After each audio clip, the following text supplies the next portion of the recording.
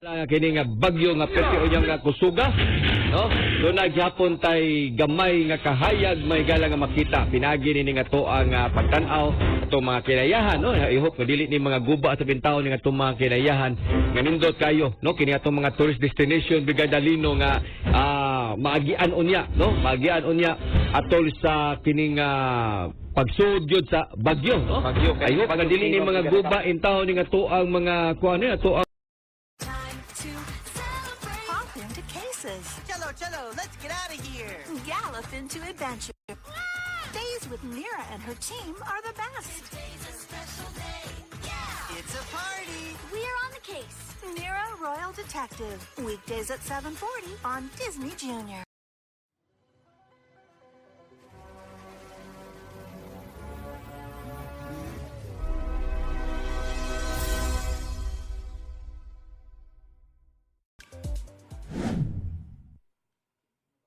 Short but sweet message ang ipinost ni Barbie Fortesa sa 31st birthday ni David Licauco. Pero ang kinakiligan ng fans, ang pagtawag ni Barbie sa second name ni David na Alexander.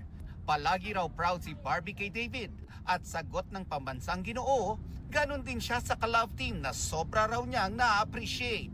I'm very proud. Hindi. Si David kasi napaka-hardworking yung businessman. Basta ang wish ko lang para sa kanya, every night he goes to sleep, masaya siya. Hindi naman maitago ni Barbie ang excitement niya Kilala niyo si Mama? sa nalalapit na pagpapalabas ng GMA Pictures and GMA Public Affairs offering na P77. I really am a fan of these types of films, yung mind-bending horror, yung talagang ang target nila talaga yung utak mo. Plays with reality eh. That's why it's so scary kasi masyado siyang totoo. Magagrasp mo talaga yung horror kasi totoong buhay siya nangyayari. Saksi si Barbie nang lumagda ang GMA Pictures ng isang distribution contract sa Warner Brothers Philippines. Ito ay para sa distribution ng highly anticipated horror film na P77.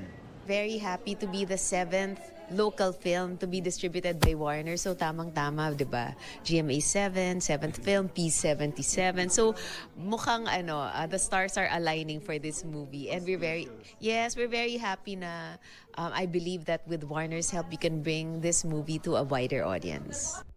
Ito ang unang balita. Nelson Canlas para sa GMA Integrated News.